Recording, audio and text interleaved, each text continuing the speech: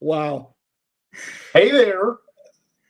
Well, we are talking young adults with two of the most impactful, I think, influential for the young adults.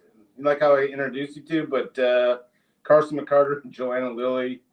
Let's welcome you two. Thanks, Jay. Thanks for having us. Jeez. This is I concur. I concur. This is going to be awesome. Well, what I wanted to do is just kind of bring together two people or more, but the only two people I could think of to talk, specifically young adults and the issues around it is Joanna and Carsten. So this is what we're going to do. We may do this on a frequent basis. We haven't decided. Depends on how this goes. Maybe we get kicked off before we even end. But anyway, we want to answer any questions, any concerns, kind of the heartbeat, like the questions people are maybe too scared to ask or something. We hope that kind of shed some light on it. So you guys ready? Born ready. Okay, so all right. So let's start off with a generic, fairly easy. So this is just Jay's perspective, so it could be dead wrong, but I think it's interesting that with me growing up, and now I'm entering the old age, but I remember when it would be like 10 o'clock on the news and like there would be an announcement, do you know where your kids are? I think my mom and dad like forgot sometimes that they had kids, and so they would, my mom would go to the front door and scream my name or when the street lights come on. So do you think that there's a difference between kind of, the introduction with internet, gaming, all the number of things? Are kids out there playing kind of like we kind of grew up? Does that make sense? Yeah, that makes sense. I think there's a split. I think where we grew up, the three of us, I'll be the youngest, but I was still a part of this. Like my parents were like, "Where are you? Get home." But that's also because I had my first cell phone when I was a sophomore in high school. And even then it was like a Nokia, you couldn't even text. It was like you had to punch in the numbers for. Oh, I love those phones. Yeah. I enjoyed mine. I have fond memories about that phone. And the reason I only got it was because I got lost when my dad, fun fact, side note, my dad ran the Marine Corps Marathon in DC, and my mom and I and my sister is 8 years younger than me. So imagine a like 6.5-year-old and then me, and I'm like running around and I totally got lost, separated from my family. And they were like, "Where are you?" I ended up in the DC Metro, like did one of those like cold call. The only phone number I had memorized was my grandmother's. So I'm like calling my grandmother and I'm like, "Is there any way you can either come get me or somehow get money to me?" And then I had a stranger that was like, oh, we are so off topic right now, but I'm going to answer your question at some point. I had some stranger that felt bad for me because I'm like sitting under the phone booth crying, trying to brainstorm, how else do I get home? Like I know where I am and I know how I need to get back to my house, but like I have no idea, like without money, how do you do it? And somebody gave me money to take the metro, and I went as far as I possibly could to, what was it, Vienna? My parents met me there because I called my grandmother again. And was like, "Hey, I'm taking the metro. Somebody gave me enough money." It was like $2.12 or something like that at the time to get there. My parents met me there. They were like, "We're getting you a cell phone." And I was like, "Okay." Anyways. I wonder if that stranger knows that you could have ended up in like something if he didn't give that $2.25.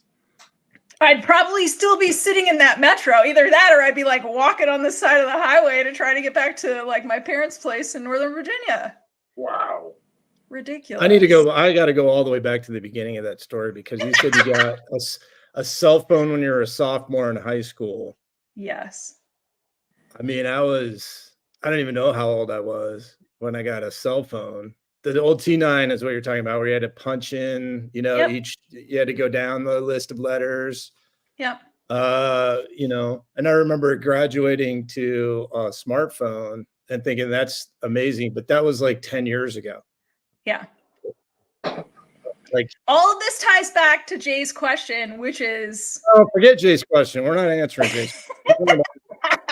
Here's why, because I pine for the days that we didn't have cell phones. All of us, I'm sure, maybe Jay excluded because of the look on his face, but I'm pretty sure that all of us would love to get rid of all the access, both external and internal, the access that we seek, but the access that comes our way. Because it can be overwhelming with texts and emails arriving at the same time as a phone call, and all of them seem important. All right, now Jay, what was your question? Sorry, man. I think it still relates. Like, we need more people outside. Challenge flag on this. Like, if you got rid of your cell phone for a week, you go insane. You're saying that to me? Yes. No. Absolutely not. I'm insane because of my cell phone. Wow, I'll stick with that. That's pretty deep there. Yeah, I mean, technology, some things like this, whatever you want to call this, that we're on this format, that we're using, fantastic, right? We're in 3 different locations in the country, simultaneously broadcasting together, and it says live. And I think that you lied to me, bud. I think that this is out for whomever has access to your secret live channels. Which, knowing your contact list is some pretty important people, so brings up a little bit of nervousness on my part. But I think where you're going with this, they really are not learning anything up to this point. So right. Well, other than the fact that I had an old Roxy cover of a Nokia phone, and I got it at 15. Well, here's what I think. I think it's a paradox. I think the more that we become connected, the less connected we are. Yep, spot on. We need a sort of Carstenisms. I'm sure I've got that from somewhere. Heard it in.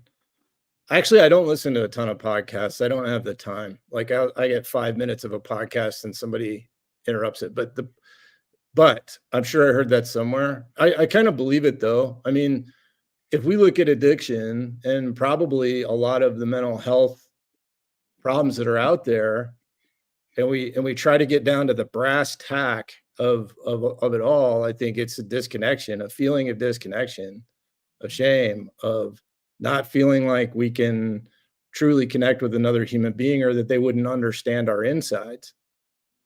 And so, I think our ability to communicate, although much improved from the 1970s and early 80s when I grew up, it's maybe it's just become more superficial. I don't know. There's some sort of disconnect that's happened. That's, I think, in a broader culture than it used to be.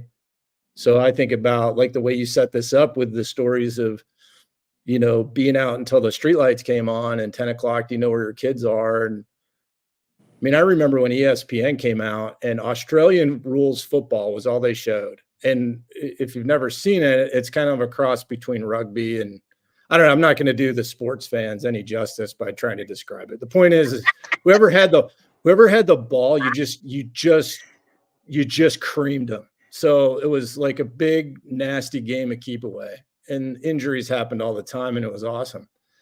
But but there was some sort of neighborhood connection where you're out with the other kids in the neighborhood until whenever you had to go home. I think that's the plus side of it. I think that there was a lot of stuff that was going on, as kids grew older, that was maybe a little less innocent than playing Australian rules football. But I don't know.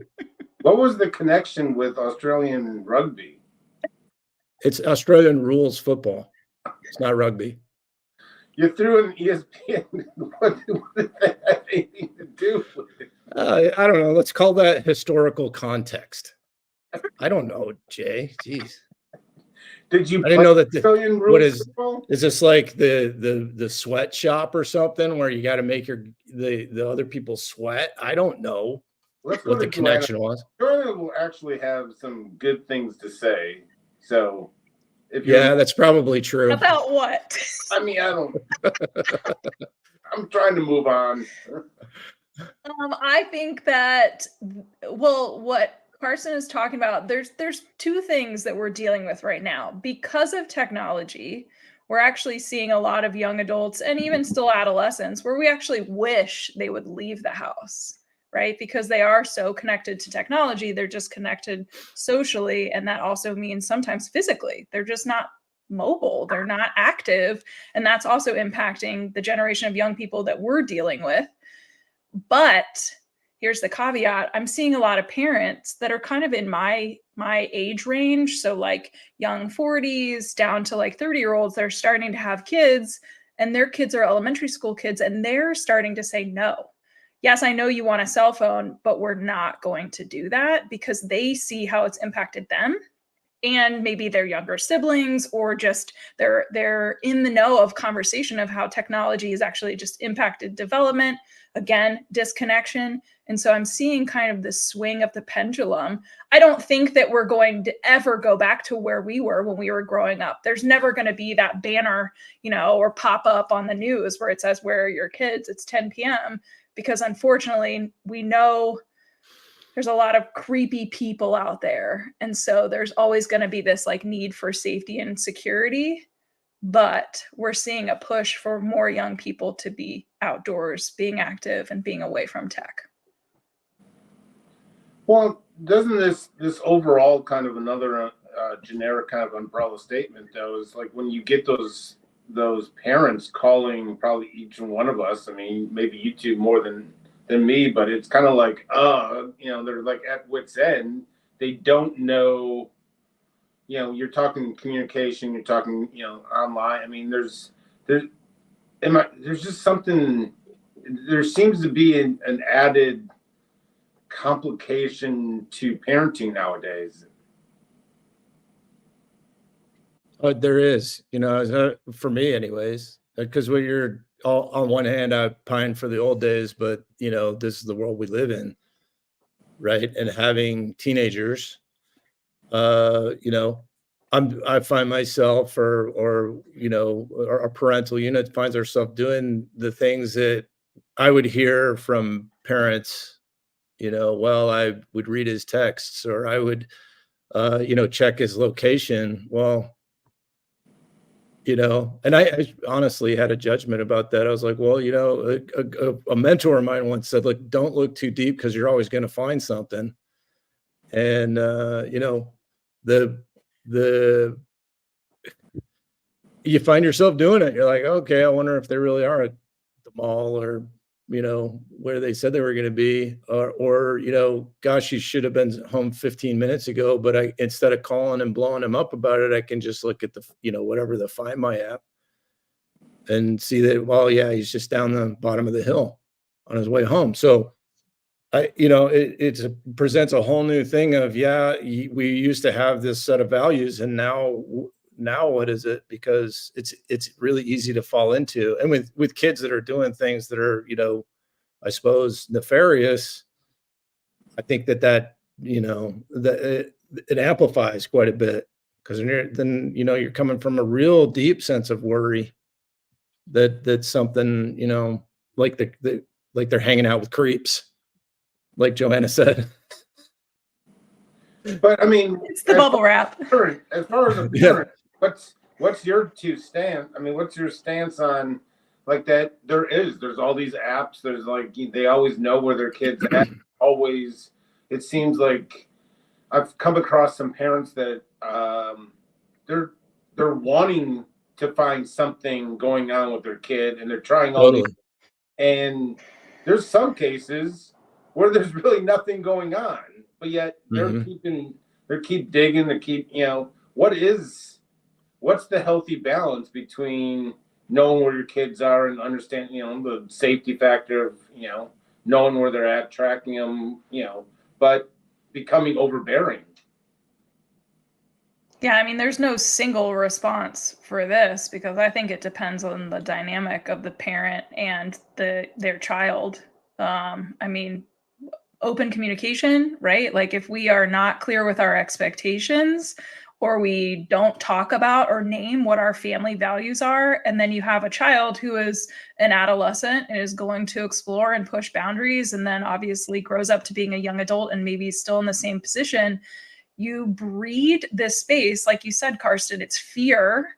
And it's the because there is no direct communication, there is no honesty, there is no openness, it breeds the need for secrecy. And with secrecy then becomes the need for a parent to know at all times, or like you said, start to dig. I'm looking for something because I know it's there, but I'm going to keep digging if I don't find something initially, when in reality, if we just sat down and said, let's have an honest conversation and let's just have an honest plan, what's okay, what's not okay, then you're also treating your child, or at least inviting them to have a seat at the table and be an adult. Where do they feel comfortable? But again, I say all of this, and I know it is totally up to the parents, because if we're talking about somebody who's under the age of 18, then parents are their legal guardians. They're the ones that are going to make an executive decision. Now, if we're talking about somebody that's over the age of 18, this is where it gets blurry, because legally the young adult is an adult, but yet we're also dealing with a generation of young people that are really dependent on their parents for a cell phone, for, access to college or whatever. I mean, I had a dad the other day who told me that he was like constantly logging in to his young adults like college portal to see grades, see attendance, and then meanwhile would also match it with like the, Find My Phone app. And he would say, my young adult is texting me that they're in class, but I can see that they're not. And then I'm also logging in and it's, the professor is not like logging them in for not being in attendance. And so he's like, I'm catching my young adult in a lie. But it's like, yeah, but if you just said, hey, I know you're not in class, can we talk about this? And I'm done tracking you because this is actually driving me insane. It's a whole other conversation. I hate it personally, but I also am going to be a hypocrite if I said don't do that, because I let my parents track me. Mind you, I'm almost 40. And that I think it's just fun because I travel so much for work. My dad gets a kick out of it. He's like, what are you doing in Austin, Texas? And I'm like, well, let me tell you, Dad, or he like has fun with it. Now, if I was 18 or 24, I'd be like, stop following me. But it's a completely different story now. Again, I'd be a hypocrite if I said don't do that. Can we use the middle finger on these secret live channels? I just did. I didn't. I mean, because I'll let loose here in just a minute if that's the case. I was trying to be a little, conservative, but Joanna. I mean, middle finger, are clicks. So go ahead. I mean, we can be that kind of show. Okay. It's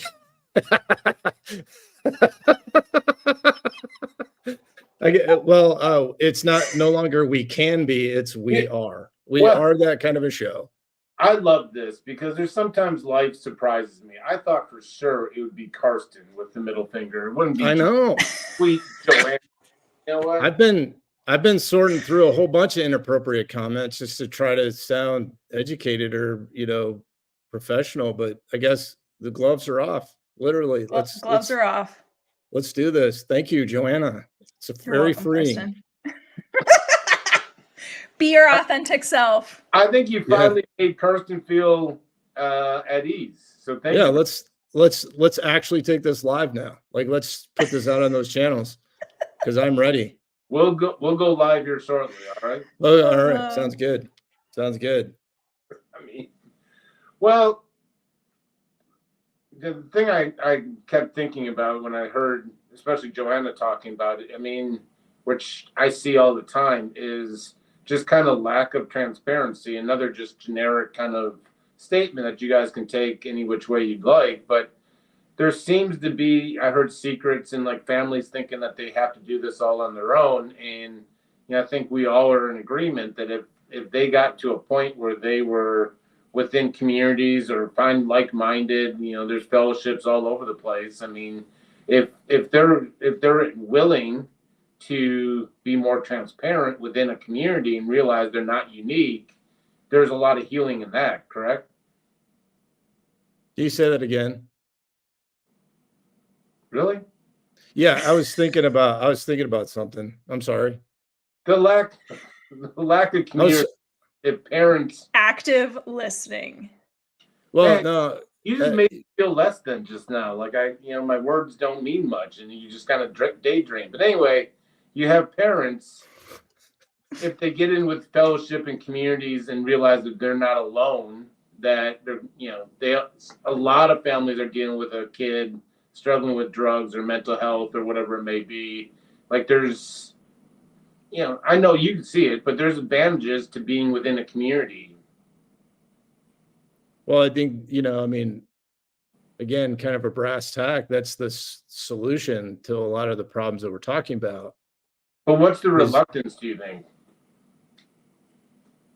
Reluctance to be a part of a recovery community or any kind of community. I mean, because it's a drastic change from, what's been going on historically, where, if your whole purpose is it's to show up and be that person, like the party person or the person that, I think that a lot of these behaviors become identity, if that makes any sense. And not only to the individual, but, I think, that's what they then project out to the world. It's another way to say it's like ego driven, right? We're trying to present to the world what we want you to see.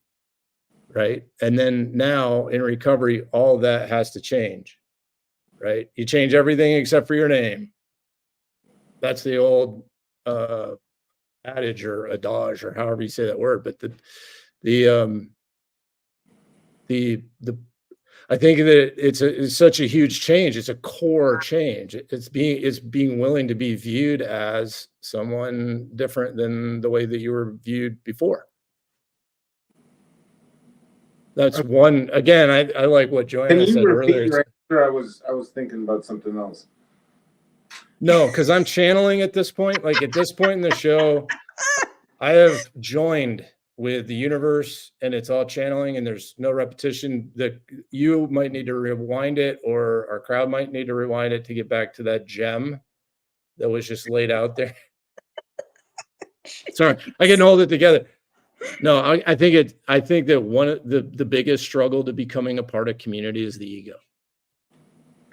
And I would piggyback off of that and say that sometimes beyond ego or ego aside, sometimes parents just don't know that they need support, that they need a community. They're so tunnel visioned with what's going on in their life. And if they're not getting feedback, whether it's from family or immediate friends, like, hey, what you're doing, that's not normal, or that's not healthy, or maybe you need to find a sense of community.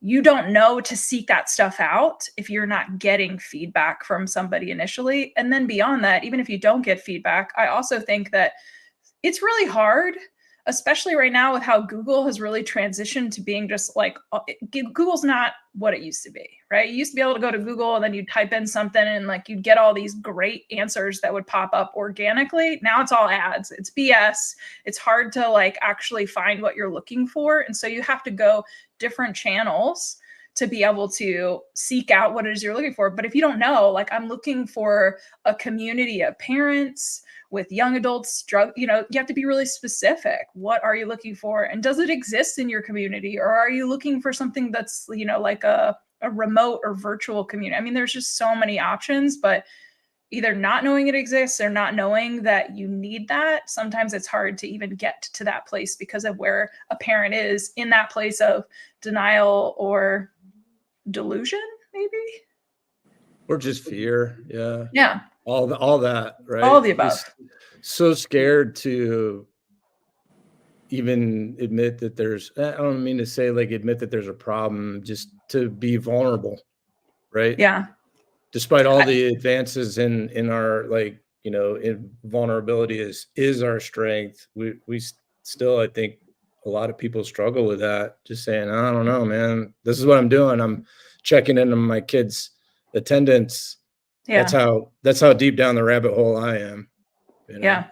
I mean, the parent communities that I know that exist out there are doing a phenomenal job helping parents hold the mirror up to their face from peers and see, right? Or make change. But also, I think again, it just goes back to like our theme in the beginning here, which is the importance of connection. You need to have that sense of community, and that is really needed more so for a lot more parents.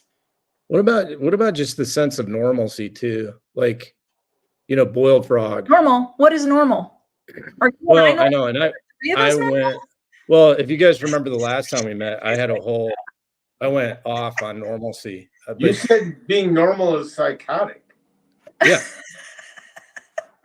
I did say that. I clearly blocked that out because I don't remember. Oh my God. I had it on a clip and I was too scared to even put it out. Good. That's great. We're flipping people off, but we can't. No, anyways, what I mean by that is that it seems normal to the individual or the family, right? The boiled frog thing where we're going down this slope over the period of days or years or, you know, whatever, how long it takes us to get to that point. And it probably feels normal to track your kid in that way, just as much as it feels normal for that kid to just lie about what they're doing and where they're at. It's kind of the new normal, if you will. And that, so some people don't even realize that they're in a pot of water that's really hot. Yeah.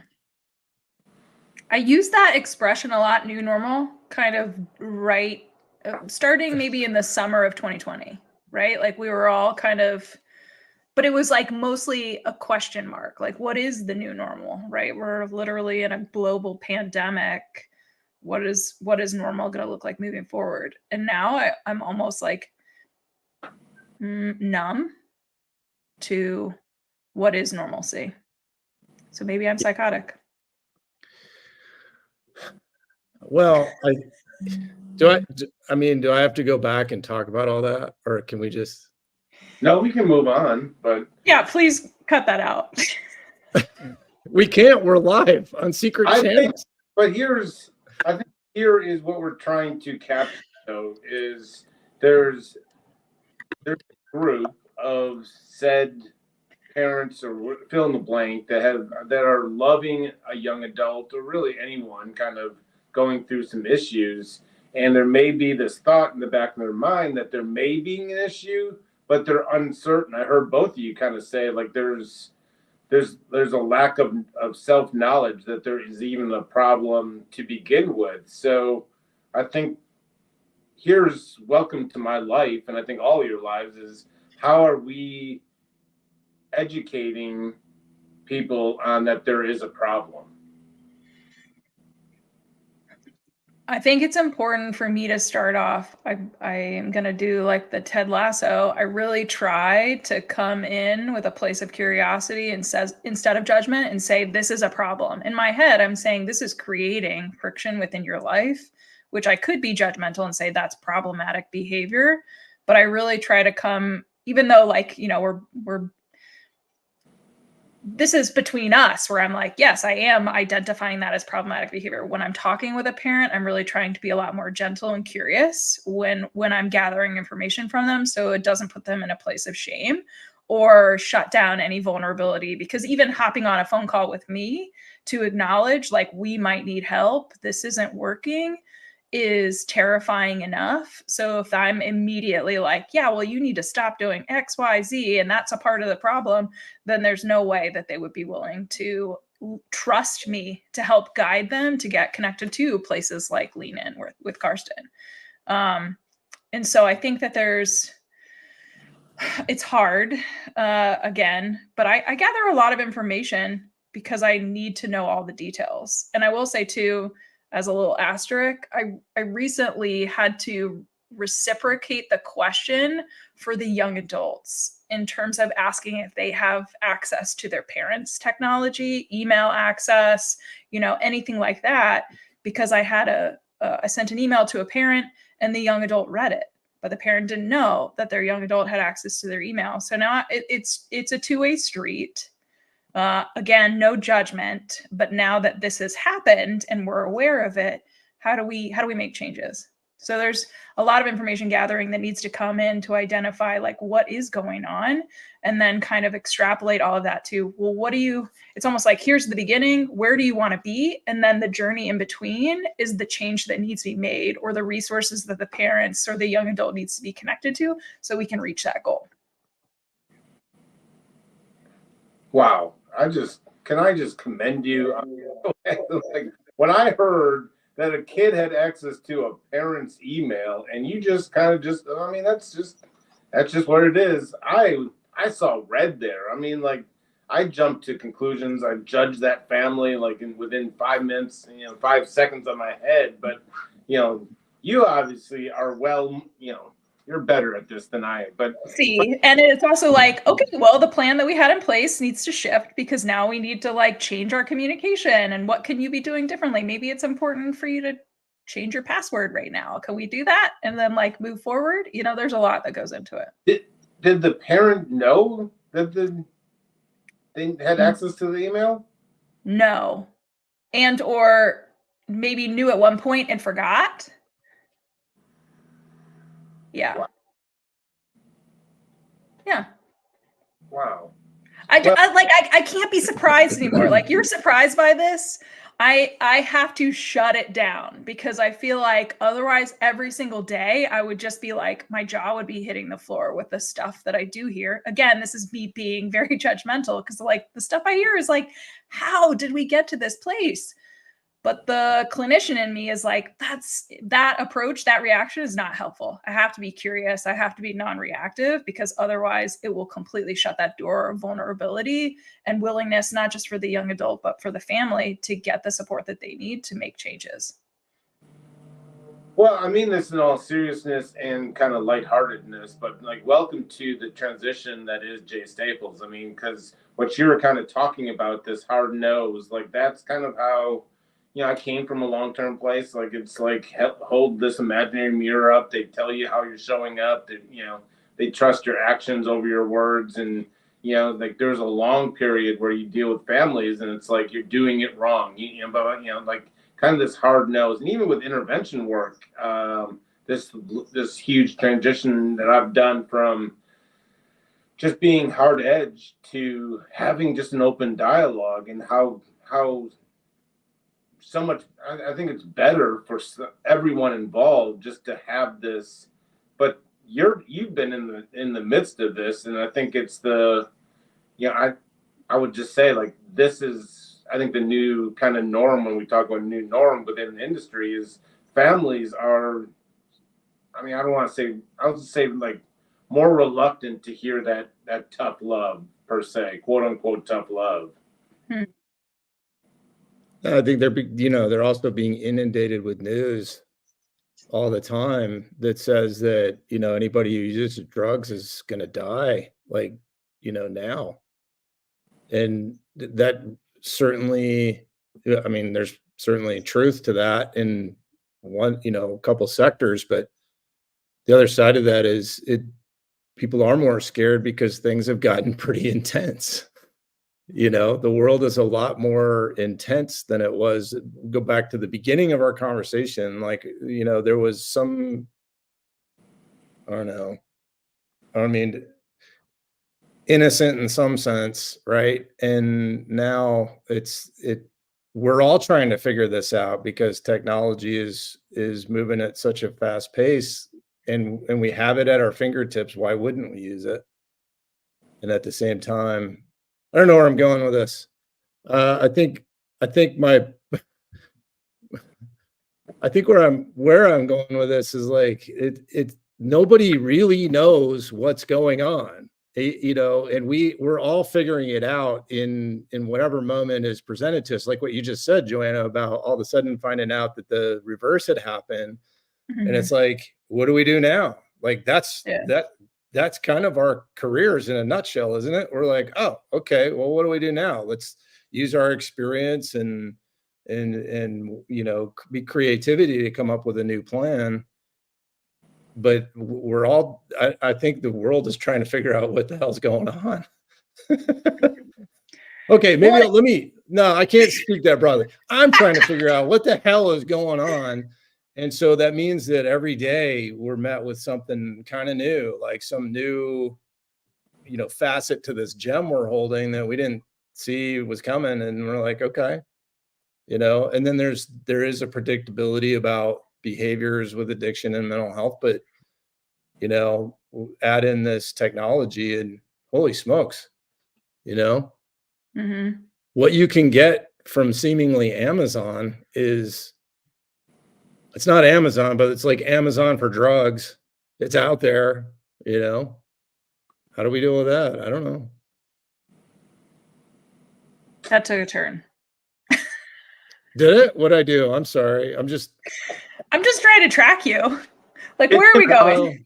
Like today, I don't know what today is for you, but you've had some really good gems, but then there's been some lonely walks into a dark forest that, like, I don't even know where you're going. Yeah. I mean, And in talking with people all the time, I think everybody's experiencing that on some level. I'm just being open about it. Maybe. you know what I love about you is, like, you heard that and you're like, thank you very much for Yeah. I feel seen, man. Validated, Well, and I'm sitting here going, maybe I'm not the best person to be sitting in this seat because I can't seem to hold a thought together coherently. Yep. You can.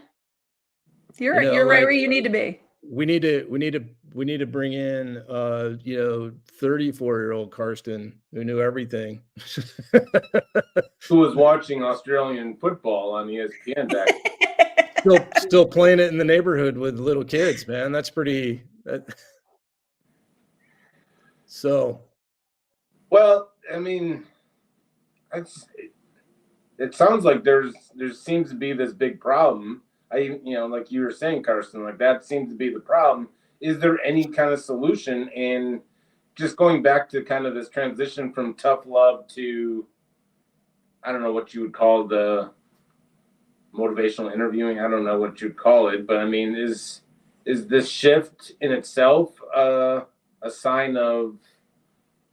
I mean, are we going further or closer to a solution, do you think? I think we're working on it. I think it's a work in progress, because there's newer available or more, highlighted therapies that are now available in a broader context that have shown some efficacy. But I do think in a way we are figuring it out as we go along, because each new guy I see presents yes, there's some standards, presentations, but then, truly highly individualized treatment means that you do need to assess the individual, right? And not just go off of the history and say, geez, I wonder what this person's, real problem today is. And I think it's more towards those types of things, being more in the moment. Like, this is what's here now, so let's deal with that instead of, like, I think the problem with treatment planning is we put a plan together and we need to meet all these objectives, but what if those change and a reactive team is going to change that, in their flow. And then there's just the moment to moment interactions with a client that kind of demand us to slow down and really hear what's being said. And to Joanna's point, become curious in that moment instead of, think that we have the answer already. You know what? What I just realized here is I owe both of you an apology, because I think here I'm sitting kind of as a parent perspective, saying, turning my kid over to one of you and saying, fix my kid. And, like, this forced solution and what I'm hearing both of you guys kind of say when I was playing this whole conversation within my head is you both have the philosophy is like let's go one conversation at a time, one situation at a time, and like instead of let's get a solution. You both have been basically saying like the solution, you can't just turn on a light switch, and what you're saying is kind of just go one step at a time, really, is what I heard both of you kind of saying. Is that correct? Yeah. It is for me. Yeah. As I would say the shift in the, 6.5 years that I've been doing this full time, it used to be like, let's go, right? When a family was contacting me, it is, we need to find a program, like we need to make decisions. And my evolution has been, because I work with young adults only, I really want to have a direct line of communication with the young adults. So I intentionally slow down the process. Personally, not everybody does that, but in being able to speak with the young adult, then I insert myself as this objective party. I'm the one who's helping the young adult feel that window of opportunity open, to ease anxieties about what change might look like, to completely stop this parent-child dynamic of you're making me go to treatment. It's a no, your parents have brought me into the fold. It's you and I. Right. But simultaneously, there is a parallel process where I'm saying to the parents, this isn't a fix for your child. This is the whole family has to shift in order for there to be change. And this is not just recovery. I mean, we're talking about mental health. We're talking about just individuation as somebody is, again, launching into adulthood and parents shifting to how do I parent now somebody who's out of my house, and what they do is completely out of my control as I taper off financially and they're completely independent. The other piece is going back to Carsten's comment about the like being in the, the frog in the boiling pot. More parents are coming to me, and you kind of hit the nail on the head, Carsten. There's a lot more therapeutic modalities that are out there that have done fantastic work with marketing, specifically to young people. The efficacy is questionable, but the marketing is there. And so there's a lot more curiosity about, well, I haven't tried this. We got to try this on an outpatient level first before ... So parents just have to wait. And I sit in it with them. Like, I see the writing on the wall. This is going to blow up. But it's not my job to push the needle further to where, they're not at that place yet. So if we need to sit here and say, well, let's try this type of therapy at an outpatient level, and at what point can we create or set a timeline, in 30 days, if we're not seeing any type of progress or decrease in behavior, or if you're still stressed out as all these identifiers where we're really circling back saying, well, what do we do instead? What can we do differently? I'm like building this family up to a place where they realize, and sometimes at the end of the day, I want those outpatient services to help. If that actually changes it, fantastic. Then we never had to go to that higher level or move environments or whatever. The reality is, for true change and connection, oftentimes a switch in the environment is going to be the most effective. But I can't be the one to convince a young adult or parent unless they are completely on board. Wow. So when I heard you say kind of when they're outside of their house, I mean, and I instantly go to kind of just the whole, we're talking about the shifting of, when kind of growing up is like you're going to college and now where do you see, Joanna especially, I mean, where do you see Carsten too, when you're dealing with young adults, as far as there seems to be kind of this anxiety around kind of just making a college decision? Do you, mom and dad probably are still in the school of you go to college. Kids sometimes may want to, overall, what's, how do you kind of, there's no solution, as I've learned with you two, but I mean, how do you breach that kind of subject when you talk about just kind of anxiety around the college decision? Again, a lot of it is like I'm gathering a lot more information on the front end before I can even broach those topics with them. If I'm just asking them, like, what are your values? I'm asking parents, like, what was your educational path? What is the family history? If I've got a lot of information on the front end, then I can anticipate how they're going to react or respond to some of these questions, especially if I'm pushing back and saying, hey, Johnny may need to, if we get to that place, we might need to defer, or we might need to hit pause entirely on going back to school or going for the first time.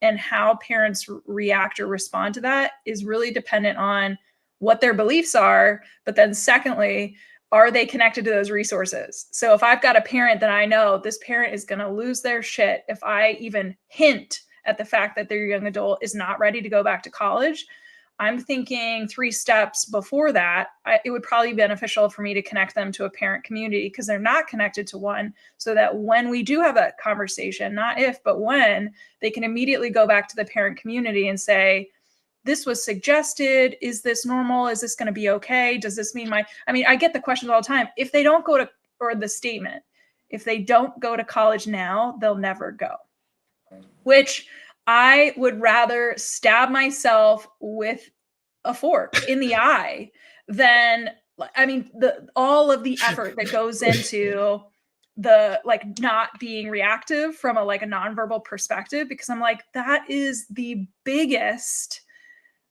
that's the biggest myth ever. That's not true. In fact, colleges present this fallacy that all of their students are between the ages of 18 and 22 and they graduate in 4 years.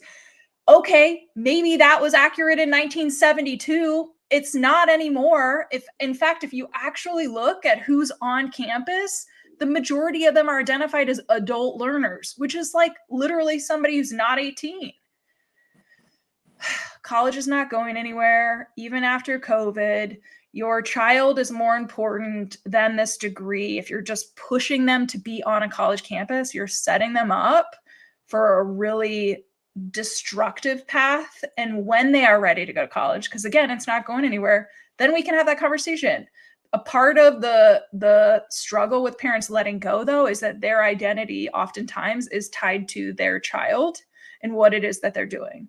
And I'm obviously grossly generalizing in this moment, but I think parents really struggle. How do I tell my friends or family, if Johnny's not in college at 18 at University of Wisconsin, but he's in a treatment program, or he's just not in treatment at all, right? He's just doing something else.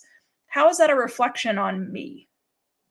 How do I say that with confidence that what my child is doing is something that I'm okay with, even if the reaction or response from family or society is that's not normal? Man, that's my fault. We should have led off with this topic. Yeah. We got into fork stabbing territory.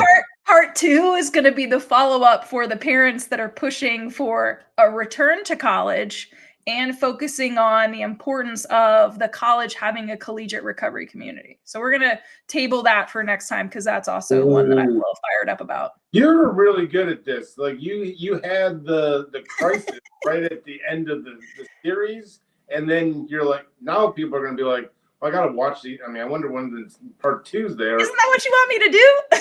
This is fascinating stuff. Yeah, it is. Just amazing. Carsten, you brought it. Sometimes it's a little lonely strolls down the dark woods, but for the most part, and Joanna just leaving that cliffhanger. So yeah, I wonder what's going to happen next. Well, you will have strong feelings and your experiences too, working with young adults in this category, for sure. Your perspective is important. Well, I appreciate that. As a host, I failed, because this obviously should have been leading off the show. But Carsten, you're too humble. Your voice is needed within this topic. But tune in for part 2, with or without Carsten. Yeah, sounds like it.